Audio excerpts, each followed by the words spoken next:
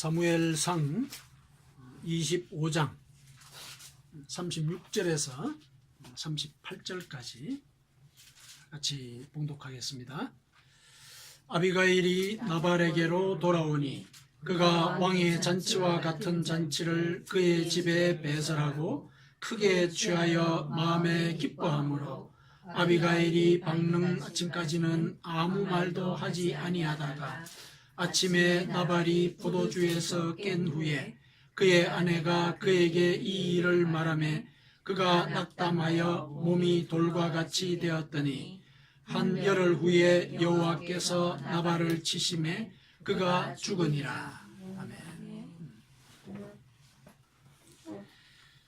우리가 나발이라고 하는 인물에 대해서 지금 이제 3주차 같이 묵상을 하고 있습니다. 우리가 이렇게 이제 한 인물 혹은 성경의 그 한 사건에 대해서 지금 계속해서 묵상을 하고 있는데, 우리가 성경을 읽어가는 가운데 그 성경의 어떤 하나의 사건이나 한 인물은 단 하나의 메시지를 우리에게 준다, 이런 이제 원칙은 없습니다. 성령께서 우리와 함께 하실 때는 그 하나의 사건이나 한 인물의 일들이 우리 삶 속에 적용이 될 때 우리 삶을 움직이는 여러 가지 모양과 형태로 우리에게 깨우침을 주시는 겁니다. 그래서 우리가 지금 3주차 이 나발에 대해서 이야기를 나누며 또 나발의 그 삶과 행위를 통해서 우리가 깨닫고 살아가야 될 것이 무엇인가, 이것을 이제 같이 묵상을 하고 있습니다. 오늘 처음 오신 분도 계시긴 한데 나발에 대해서 잠깐 설명을 하겠습니다. 이제 지난주부터 계속 들으신 분들도 계시지만은 나발은 이 다윗이 지배하던 그 시절, 물론 이제 다윗이 아직까지 왕이 되지는 않았지만은 왕을 준비하면서 이 사울 왕의 이 공격을 피해서 이 광야에서 생활을 할 때 그 광야 주변에서 엄청난 부를 일군 사람이었습니다. 그러니까 양떼가 한 3,000마리 정도 되고 염소가 1,000마리 된다. 성경은 이제 그렇게 기록을 하고 있습니다. 그러니까 굉장한 이제 부자로서 살았는데, 실은 광야에서 그렇게 가축을 많이 기르게 된 것은 누군가가 지켜주는 사람이 있어야 합니다. 그러니까 지켜준다는 것은 광야니까 아무래도 방비가 허술하고 그래서 강도떼들이 늘 날뛰었습니다. 그런데 다윗의 군대가 그 지변 주경에 주둔을 하고 있었기 때문에 자연스럽게 이 방비가 된 겁니다. 그리고 다윗은 이제 군대에게 이렇게 경고를 했을 가능성이 있습니다. 훔치지 말아라. 우리는 하나님의 군대이기 때문에 정당한 절차를 밟아서 군량을 요구해야지 이렇게 배가 고프다고 남의 것을 약탈하고 그렇게 하지 말아라. 아마 이렇게 부하들에게 명령을 했던 것으로 짐작을 합니다. 성경에는 그렇게 나와 있지 않지만은 나중에 다윗이 부하들을 보내가지고 이 나발이라고 하는 이 부자에게 가서 군량을 굉장히 정중하게 요청을 합니다. 그걸 보면은 아마 그렇게 훈련하고 명령을 시키지 않았을까, 이렇게 짐작을 합니다. 그런데 이 나발이라고 하는 사람은 좀 욕심사나운 사람이었어요. 자기가 가지고 있는 그 재산이 어떻게 불려졌는지, 누가 이걸 지켜줬는지 거기에 대한 관심은 없고 재산이 불어나는 것, 여기에 관심이 많았고, 그리고 좀 인색했습니다. 그러는 과정에 이제 양털을 깎는 시절이 온 겁니다. 그러니까 양을 키우는 이유는 뭐 젖도 없고 또 고기도 얻을 수도 있겠지만은 양떼를 키우는 제일 큰 목적은 양털을 깎아서 그걸 팔아서 이제 수익을 얻는 겁니다. 그러니까 3,000마리나 되는 이런 그 양떼 털을 깎는 이제 그런 날이 되니까 양털을 깎아주는 사람들이, 이제 전문적으로 하는 그런 사람들이 이제 오게 됩니다. 그러면 이제 그 사람들이 양털을 잘 깎아줘야 되지 않겠습니까? 그럼 그 사람들의 마음을 달래주기 위해서 잔치를 벌입니다. 이제 그전에는 없던 일들이 크게 벌어지고 이제 술도 풍부하고 음식도 풍부해집니다. 이런 소문이 이제 다윗에게 들렸습니다. 지금이 이제 물자가 좀 풍부한 때겠구나, 이렇게 생각을 하고 부하들을 시켜서 이제 나발에게 가서 우리에게 군량이 필요하니까 이제 군량을 조금 요청을 해라, 이렇게 이제 부하에게 얘기를 합니다. 부하는 다윗이 시키는 대로 가서 이 일을 아주 정중하게 차립니다. 인사를 먼저 엽죽고 여차여차해서 우리가 군량이 필요하니 좀 도와주시기를 원합니다. 이렇게 했더니 이제 나발이라고 하는 사람이 다윗이 누구냐? 나는 들어본 적도 없다. 어디서 도망친 아마 종 같은데 어디 와가지고 나한테 이렇게 협박을 하느냐? 이렇게 하면서 그 부하들을 모욕을 합니다. 이 부하들이 이제 가서 다윗에게 얘기를 했겠죠. 그랬더니 이제 다윗이 이 분을 내게 됩니다. 왜냐하면은 그동안 우리가 인내하면서 우리가 당장 배고플 때도 양을 갖다 훔쳐서 해결하지 않고 지켜줬는데 이 언덕을 모른다. 내가 그냥 가만히 두지 않겠다. 이렇게 이제 다윗이 화가 나가지고 군대를 동원을 합니다. 400명 정도의 군대를 이제 동원을 해서 이 나발이라고 하는 사람을 치러 올라가는 거죠. 이 나발이라는 사람을 치러 올라갈 때 내가 그 집안의 남자들의 씨는 다 말려버리겠다. 이렇게 공언을 하면서 다윗이 이제 군대를 끌고 갑니다. 근데 그 소문이 나발의 아내인 아비가일에게 들립니다. 아비가일이 그 얘기를 듣고 굉장히 급하게 서둘러서 군량을 챙깁니다. 곳간에 있는 것들 다 꺼내가지고 서둘러서 이제 내려가가지고 다윗을 만납니다. 그러면서 자초지종을 얘기를 합니다. 그러면서 용서를 구합니다. 제 주인 나발이, 제 남편 나발이 좀 어리석은 사람입니다. 그래서 한 치 앞도 모르고 그렇게 경거망동을 해서 제가 죽을 죄를 졌습니다. 근데 제가 부하들을 만났다라면 빈손으로 보내지 않았을 건데 제가 그 자리에 없었습니다. 그래서 용서를 빕니다. 다윗이 이제 그 아비가일의 용서하는 말을 이제 받아들입니다. 받아들이고 군량을 받아서 이제 돌아가게 되죠. 아비가일이 집에 와봤더니 이제 오늘과 같은 이런 상황이 이제 전개가 되고 있는 것이죠. 나발은 이제 잔치를 벌여서 포도주를 마셔가지고 대취해 있는 겁니다. 아주 대취해 있죠. 그래서 아비가일이 사실은 큰 일이 있지 않았습니까? 목숨이 이제 위태로웠던 그런 일들이 지나간 상황이었는데 남편은 그것도 모르고 지금 술이 취해가지고 사람 말도 못 들을 정도가 된 거죠. 그래서 하루 지나고 나서 술이 깨었을 때 아비가일이 이만코 저만코 했다 하고 이제 남편에게 얘기를 합니다. 근데 이 아비가일이 그 얘기를 하고 났을 때 그 남편의 반응이 어떤 겁니까? 그 얘기를 듣고 그가 낙담하여 몸이 돌같이 되었더라. 이렇게 얘기를 합니다. 그래서 열흘 후에 여호와께서 나발을 치심에 그가 죽었다. 오늘 본문은 이제 이렇게 해서 그 사건의 사실상의 결말에 해당하는 그런 내용입니다. 우리가 지난주에도 알아봤지만 이 나발이라고 하는 이 이름의 뜻이 혹시 기억납니까? 나발. 무슨 뜻이라고 혹시 들으셨어요? 기억나십니까? 나발이라는 말은 어리석다는 뜻입니다. 나발이라는 말 자체가 어리석다 그런 뜻입니다. 그러니까 그런 이름을 달고 사는 사람이었어요.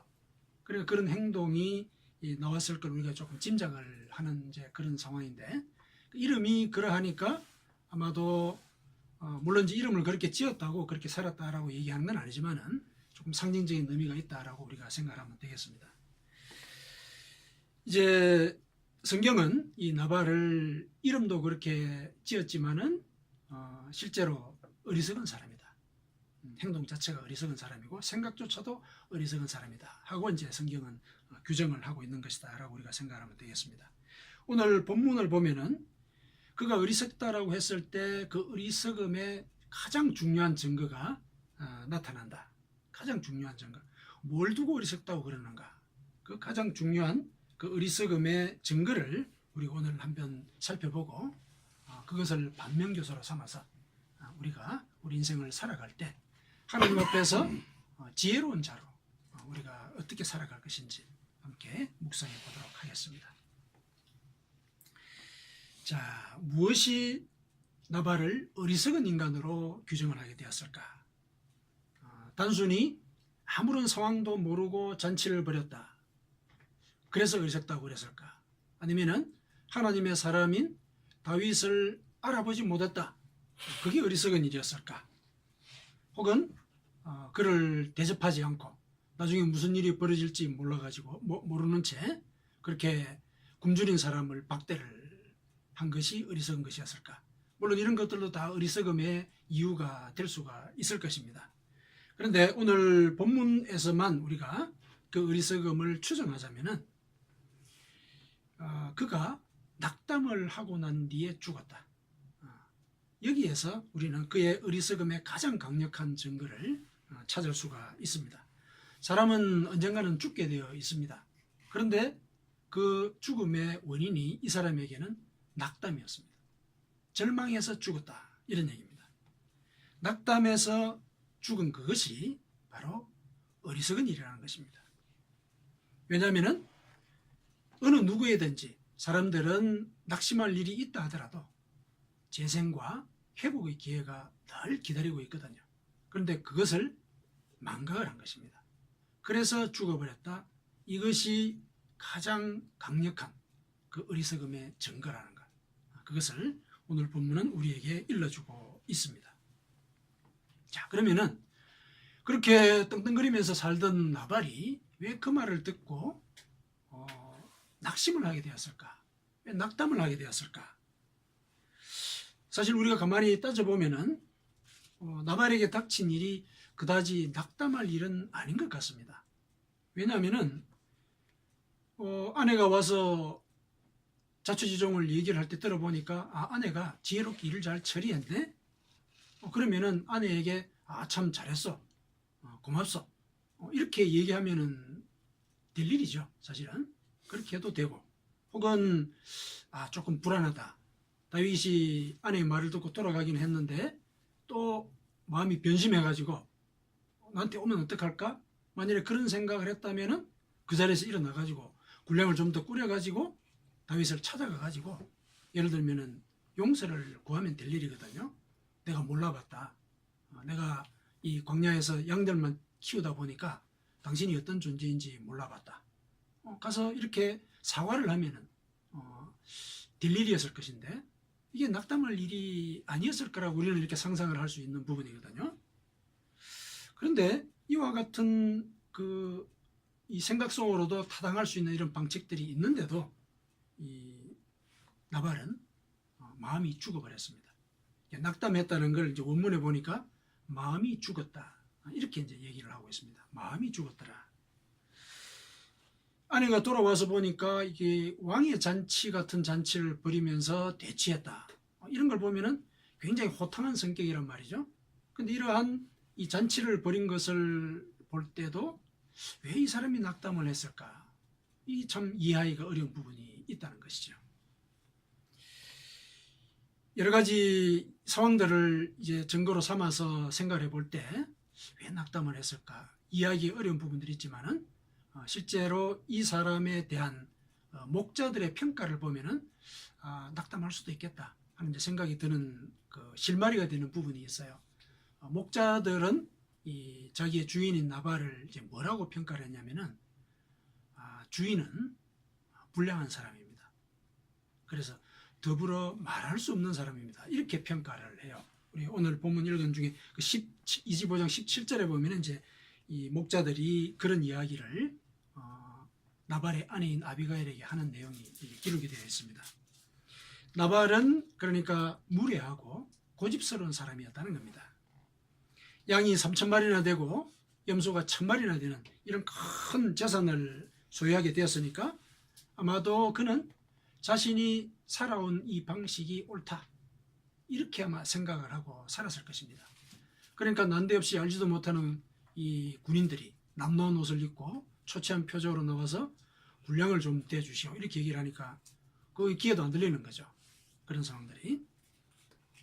그리고 이 사람이 평상시 살아왔던 그 삶의 방식은 사람들의 관계에 집중하기보다는 자신의 그 물적인 토대, 그리고 자기가 살아왔던 그 방식 자체, 이런 것들에 집중이 되어 있었기 때문에 자기가 이렇게 인생에서 성공을 했던 그 이유가 바로 내가 이렇게 살아왔기 때문에 그런 것이다, 이렇게 믿었을 가능성이 있습니다.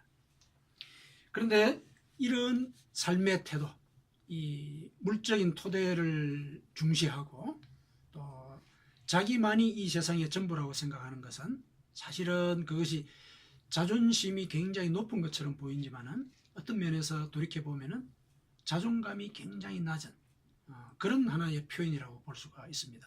왜냐하면 자기 자신의 가치를 증명할 수 있는 근거가 물적인 토대나 자신의 존재 그거밖에 없다라고 생각하는 것이기 때문에 이와 같은 나발의 행위가 아마도 그의 자존감이 굉장히 낮은 그 상태를 대변하고 있는 것이 아닌가 이렇게 우리는 짐작을 합니다.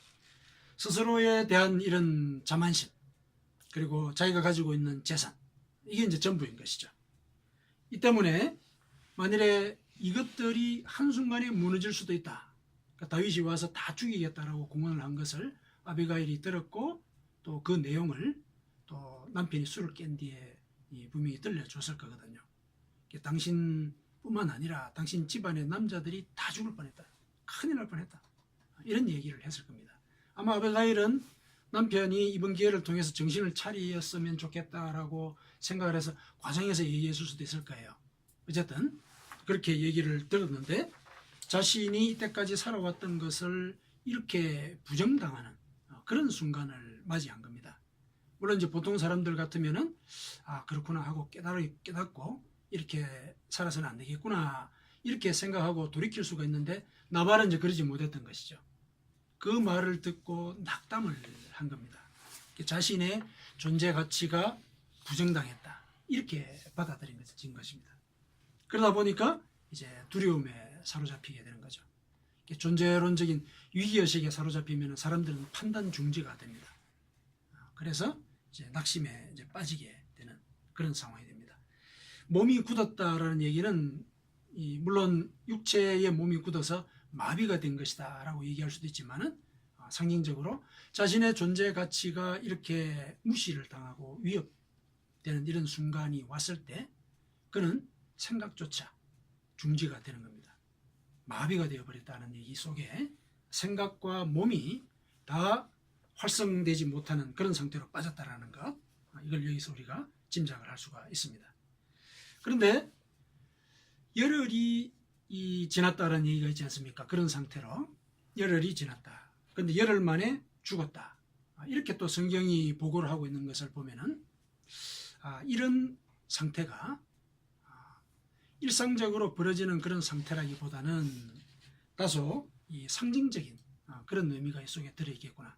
게다가 하나님께서 치셨다라는 이런 말로 성경이 보고하고 있는 것으로 봐서 이 나발이 낙담을 해서 죽은 것은 자연스러운 그런 과정이 아니라 낙담을 했을 때 사람들은 이렇게 모든 것들이 마비되는 그런 상태를 경험할 수도 있는 것이다. 이런 사실을 일러주고자 하는 의도가 그 속에 들어있다. 이렇게 우리는 짐작을 할 수가 있습니다. 이와 같이 자신의 존재 이유가 이렇게 부정이 될 때 사람들은 대개 세 가지 반응을 보입니다. 물론 이제 다른 여러 가지 반응들을 보일 수도 있지만 대표적으로 한 세 가지 정도의 반응을 보이는데 첫 번째는 자신의 현실을 부정하려고 그러겠죠. 자신의 존재 가치가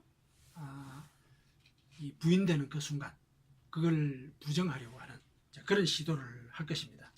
자신의 이 삶의 방식이 옳다고 믿고서 평생을 살아왔기 때문에 자신이 죽을 뻔했다는 사실을 납득하지 않는 것입니다.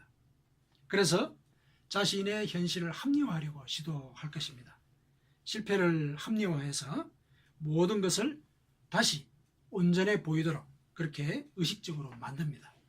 그런 뒤에는 더 이상 자신의 현실에 대해서 성찰하지 않습니다. 눈을 감는 것이죠.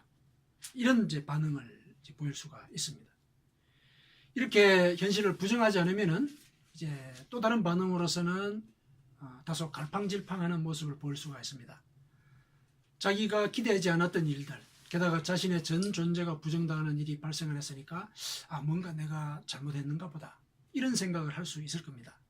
그러나 여전히 자신의 현재 존재 가치 이것을 부정할 수가 없기 때문에 자신은 자신의 그와 같은 약간의 그 후회스러운 면과 또 부정할 수 없는 자신은 부인하기 싫은 이런 현실 이것을 적절하게 타협을 해서 그러면은 내가 나중에 고치면 되겠지 이런 식으로 생각을 하고 넘어갈 가능성이 있는 겁니다. 그러니까 옳고 그름을 따져서 내가 잘못한 걸 끊어야지 이런 판단을 해서 결정을 하고 또 실행을 하는 것이 아니라 그래도 내가 이때까지 살아온 그 삶의 방식이 나름대로 의미가 있었고 또 내가 지금 그 방식 때문에 일궈낸 재산이 얼만데 내가 이걸 갖다 다 포기를 해 있을 수가 없어. 예를 들어서 그렇게 생각을 하면서 또 자신의 그 잘못했던 것을 완전하게 실행을 하지 않고 현실과 적절하게 타협을 하려는 그런 시도를 이제 하면서 오히려 내가 어떻게 하면 지금 이 마비 상태를 풀지?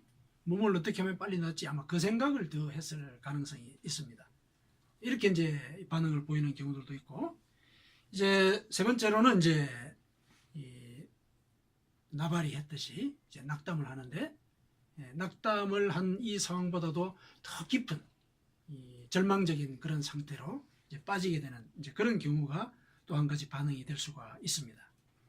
이와 같은 절망은 이제 자신의 삶에 대해서 어떤 전면적인 부정하는 그런 일이 생기거나 혹은 이제 죄책감을 가질 때 생기기가 쉽습니다. 희망이 없다고 단정을 하고 자포자기해버리는 그런 일이 벌어지는 것입니다. 그래서 아예 어떤 대안을 모색하지 않는 모든 것들을 포기해버리는, 그래서 결국은 육체적이건 또 사회적이건 혹은 영적이건 마비 상태에 빠지는, 정신적인 죽음의 상태에 빠지는 그런 상태로 스스로 걸어 들어가 버리는 그런 반응을 또 볼 수도 있는 것입니다. 기독교 실존주의 철학자인 그 키에르케고르는 이와 같은 절망의 상태, 이것을 죽음에 이르는 질병이다, 이렇게 얘기를 했습니다. 이것을 그 절망 상태, 모든 것을 시도하지 않고 아예 손을 놓아버리는 그런 상태, 그게 죽음에 이르는 병이다, 이렇게 이제 얘기를 한 것입니다.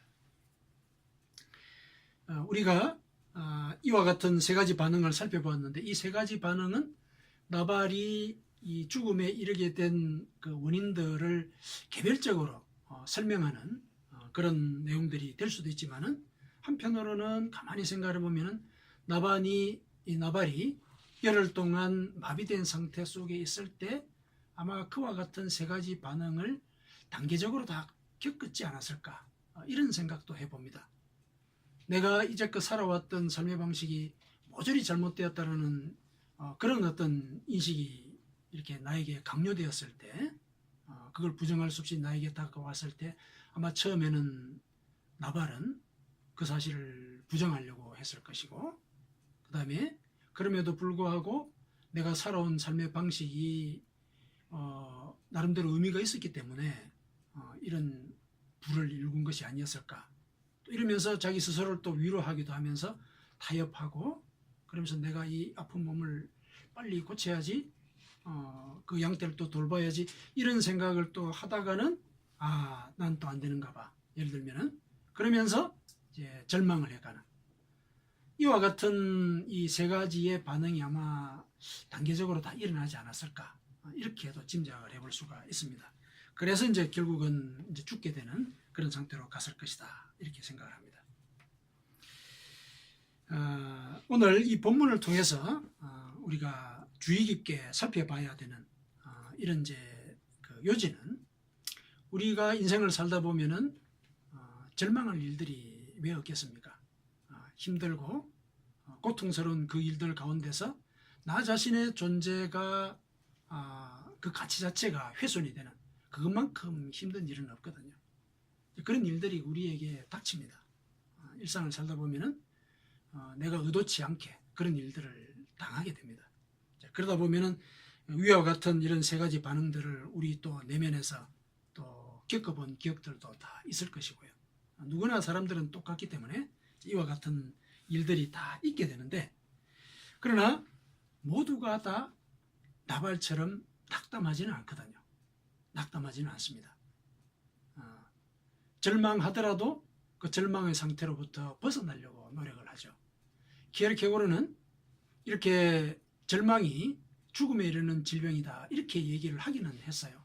하지만은 그 절망이 새로운 희망을 얻게 되는 계기가 된다, 이렇게도 얘기를 했습니다. 그러니까 절망이라고 하는 것은 이제껏 살아왔던 자신의 삶의 방식에 대한 완전한 부정이지만은 완전한 부정이 있고 난 뒤에 비로소 우리는 새로운 나를 찾을 수 있는 그런 기회가 오게 되는 것이다. 그래서 그 절망이라고 하는 것, 그것이 그냥 그 자체로서 죽음이 아니다. 죽음이 아니다. 그것은 죽음에 이르게 하는 질병이라는 겁니다. 질병이라고 하는 것은 고칠 수 있다는 얘기거든요. 그게 전제가 되어 있는 말입니다.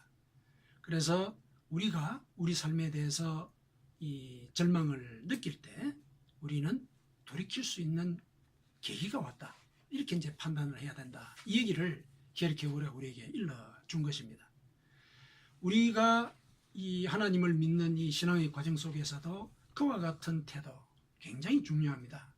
그와 같은 태도를 하나님께서는 우리에게 회개라는 그런 개념으로 우리에게 일러주었습니다.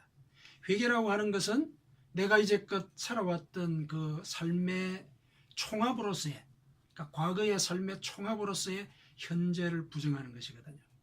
내가 잘못 살아왔다. 내 삶의 이 방식이 전적으로 잘못되었다. 이런 인식을 갖게 되었을 때 우리는 절망하게 됩니다. 그리고 절망해야 하는 것입니다. 나의 과거의 삶의 모습에 대해서. 그랬을 때 우리는 새로운 나를 생각하게 되고 또 하나님께서 일러주신 새로운 나의 모습을 묵상을 할 수 있게 되는 것입니다.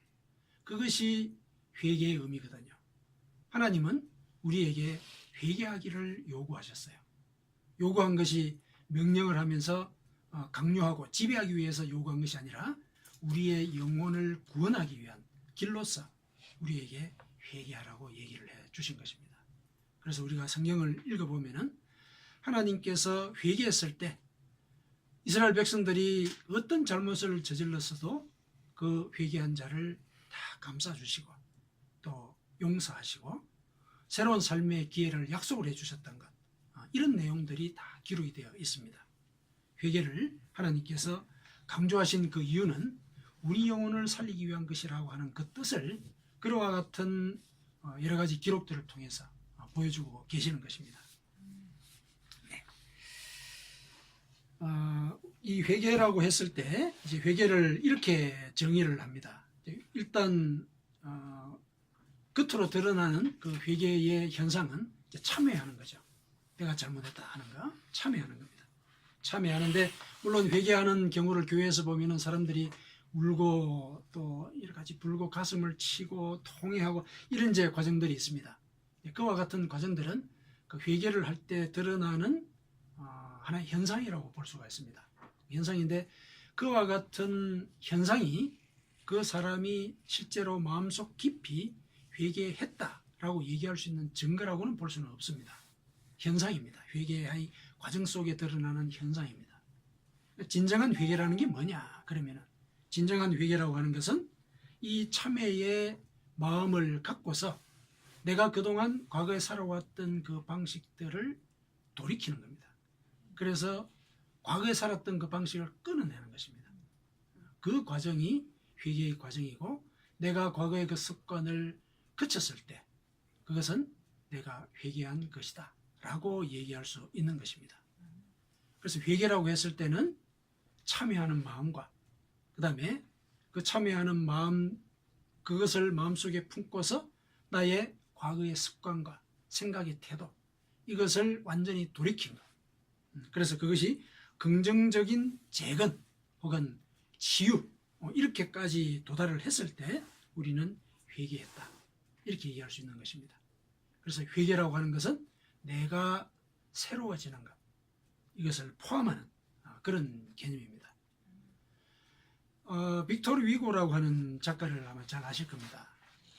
레미제라블, 장발장 나오는 이제 그런 작품이죠.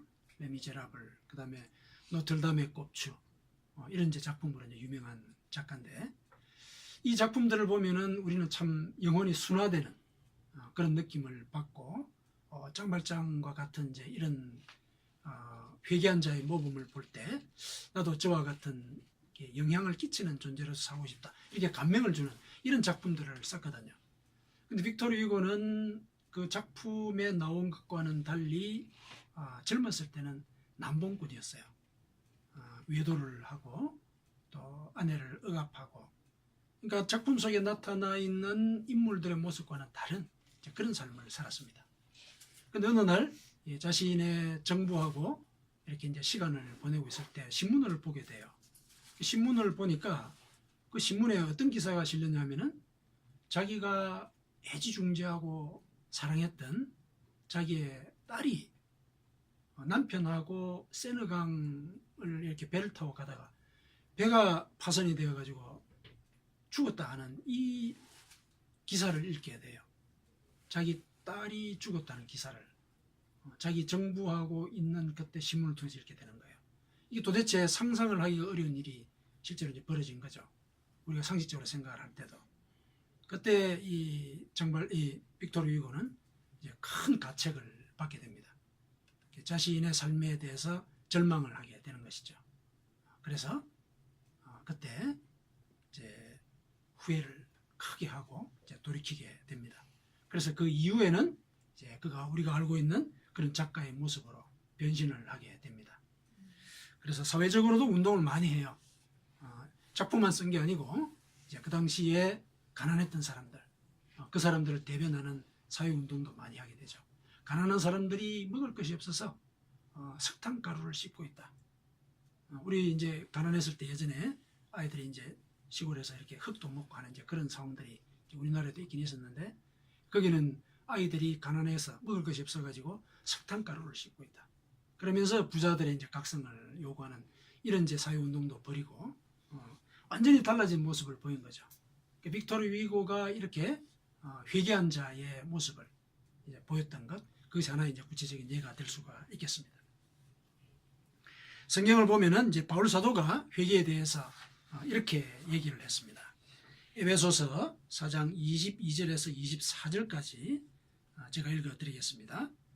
너희는 유혹의 욕심을 따라 썩어져가는 구습을 따르는 옛사람을 벗어버리고 오직 너희의 심령이 새롭게 되어 하나님을 따라 의와 진리의 거룩함으로 지으심을 받은 새 사람을 입으라. 회개는 유혹의 욕심을 따라서 옛사람의 습관대로 살던 그 방식을 벗어버리는 그런 결단을 의미합니다.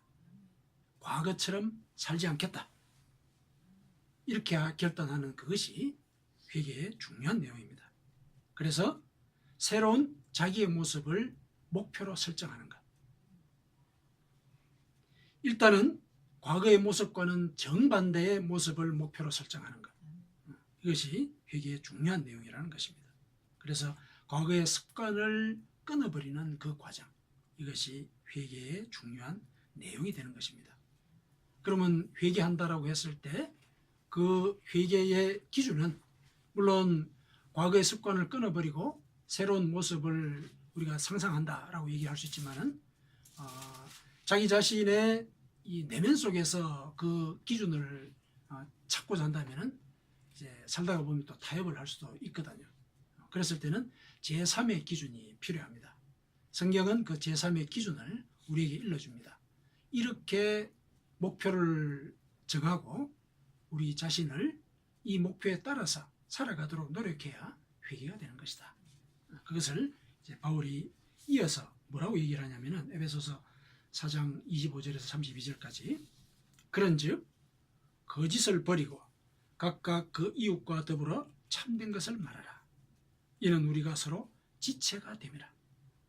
분을 내어도 죄를 짓지 말며 해가 지도록 분을 품지 말고 마귀에게 틈을 주지 말라. 도둑질하는 자는 다시 도둑질하지 말고 돌이켜 가난한 자에게 구제할 수 있도록 자기 손으로 수고해야 선한 일을 해라. 무릇 더러운 말은 너희 입 밖에도 내지 말고 오직 덕을 세우는 데 소용되는 대로 선한 말을 해서 듣는 자들에게 은혜를 끼치라. 하나님의 성령을 근심하게 하지 말라. 그 안에서 너희가 구원의 날까지 인치심을 받았느니라.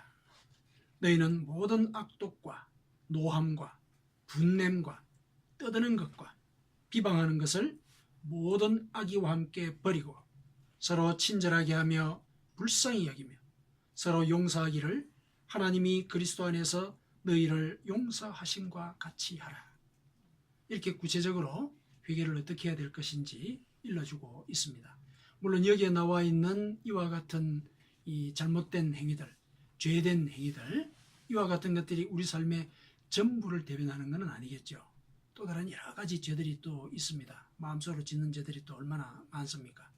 그런데 여기에 나와 있는 내용들은 이제 대표적인 것들, 이것을 예를 들어서 이제 제시를 한 것입니다. 이 제시된 이 죄들 중에서 내 마음에 걸리는 것들이 있습니다. 우리가 살다 보면 왜 없겠습니까? 제일 비근한 예를 들면 화를 해가 지도록 품지 마라. 우리가 한번 화가 나면은 그 다음날까지 씩씩거리지 않습니까? 그렇게 되면은 마귀에게 틈을 주는 것이다. 이렇게 바울이 얘기를 합니다. 마귀에게 틈을 주는 것이다. 더 큰 죄를 짓게 만들 계기가 될 수 있다는 겁니다. 이런 것들을 이제 자기 삶 속에 적용을 하면서 내가 이래서는 안 되겠다 결단을 하고 이제 그 다음부터는 의식적으로 노력을 해야 되는 겁니다. 의식적으로. 그와 같은 일들이 회개의 중요한 이제 과정이고 그 회개를 어떻게 할 것인지에 대한 구체적인 절차라고 볼 수가 있겠습니다. 그런데 이렇게 여러 가지 이 회개의 기준들을 이렇게 바울이 일러줬지만은 바울 사도는 이와 같이 회개를 권면하는 이 한편에서 군데군데 회개의 유익을 이렇게 암시를 해주고 있습니다. 신약성경 뒤쪽에 보면 에베소서가 나오는데 에베소서 4장 한번 찾아보실까요? 신약성경 뒤쪽에 보면 F하고 되어 있는 부분인데 에베소서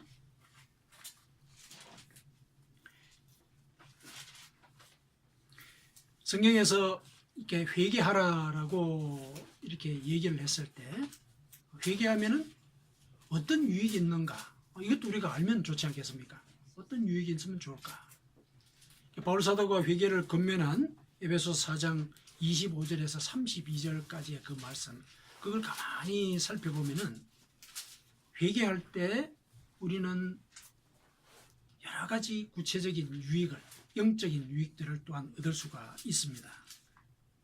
자, 어떤 유익이 있느냐면은 25절에 보니까 이제 우선 이웃과 더불어 참된 것을 말하라. 이는 우리가 서로 지체가 됨이라. 우리가 참된 말만 하면, 그러니까 헛된 말이나 이렇게 거짓말을 갖다가 하지 않으면은 우리는 이웃들과 한 지체가 된다는 겁니다. 공동체를 살리는 그런 일을 우리가 할 수 있게 된다는 것이죠.